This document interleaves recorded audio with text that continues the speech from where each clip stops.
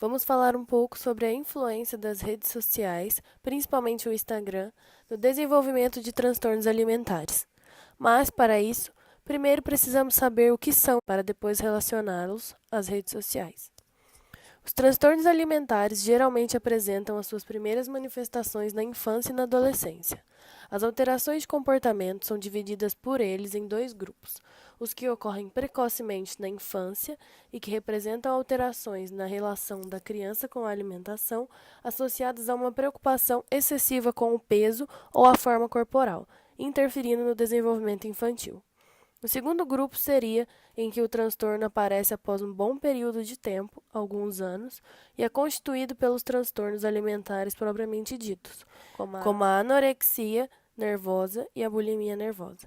Os transtornos alimentares são 7, sendo eles transtorno de alimentação da primeira infância, pica, transtorno da ruminação, anorexia nervosa, bulimia nervosa, síndromes atípicas ou parciais de anorexia e bulimia nervosas, e o transtorno da compulsão alimentar periódica. Iremos aprofundar somente nos transtornos relacionados à bulimia e anorexia, por serem os principais transtornos causados por influências externas, como a mídia e principalmente propagandas e redes sociais.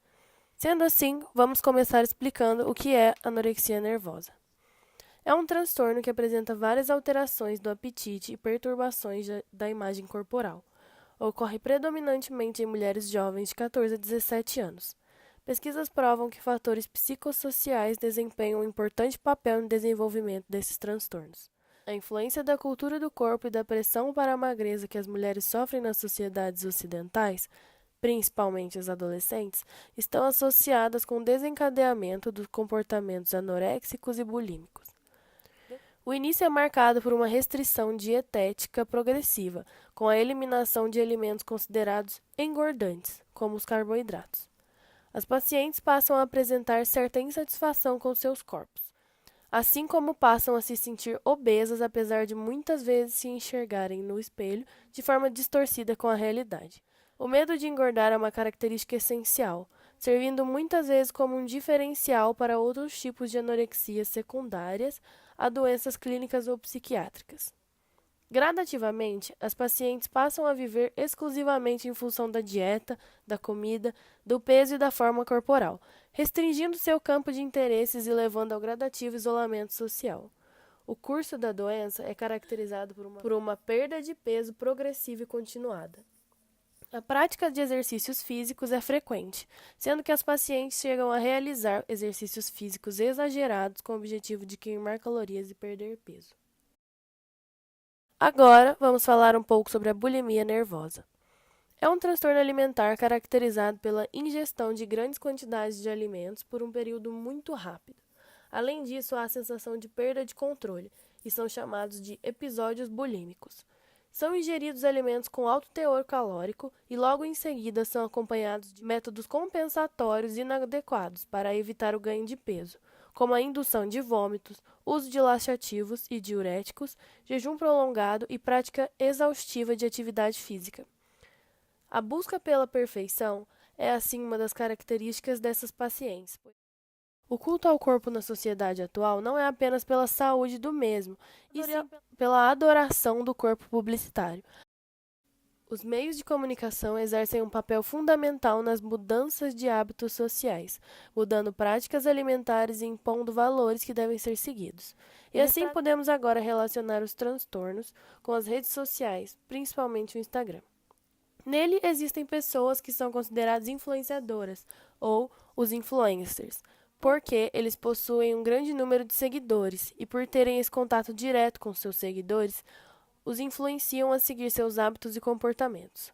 E assim, temos os influenciadores fitness, que seguem dietas e realizam exercícios pesados, como a Graciane Barbosa, Juju Salimene, Gabriela Pugliese, Maíra Cardi, Bela Falcone, que são as principais influencers fitness do Brasil. Elas postam seus exercícios e dietas para que as pessoas sigam e dão dicas, sem ao menos serem especialistas no assunto. E é aí que existe um problema, porque muitas pessoas seguem essas dicas sem pesquisar a fundo quais seriam as consequências, como os transtornos alimentares. Gabriela Pugliese, por exemplo, já foi denunciada por uso indevido da profissão, exatamente por influenciar pessoas a seguir algo que talvez nem seja o indicado por um especialista. É o caso da Vitória Adoso, que ao seguir dicas de uma influenciadora, passou a ficar obcecada por perder peso, chegando até a ficar sem comer o dia inteiro, pensando em emagrecer.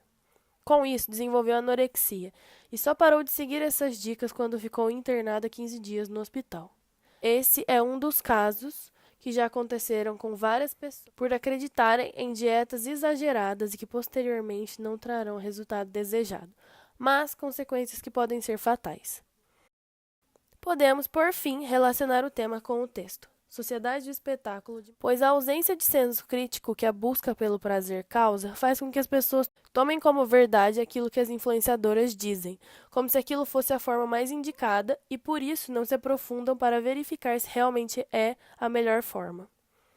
Podemos também relacionar ao texto E Assim Viveram Felizes para Sempre, do autor Yuval Harari, pois as pessoas acreditam que serão felizes se seguirem um padrão da sociedade de ser magra, que se sentirão pertencidas e que realizarão uma expectativa.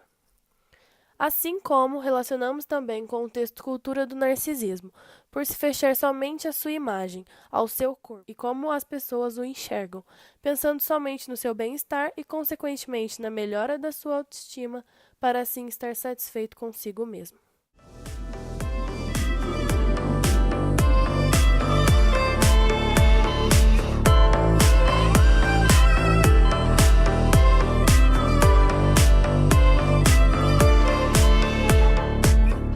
I saw an angel, now I believe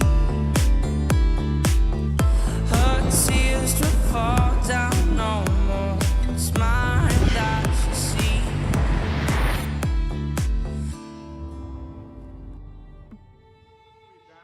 Eu já era muito melhor. Tá bom, meu tempo, entendeu?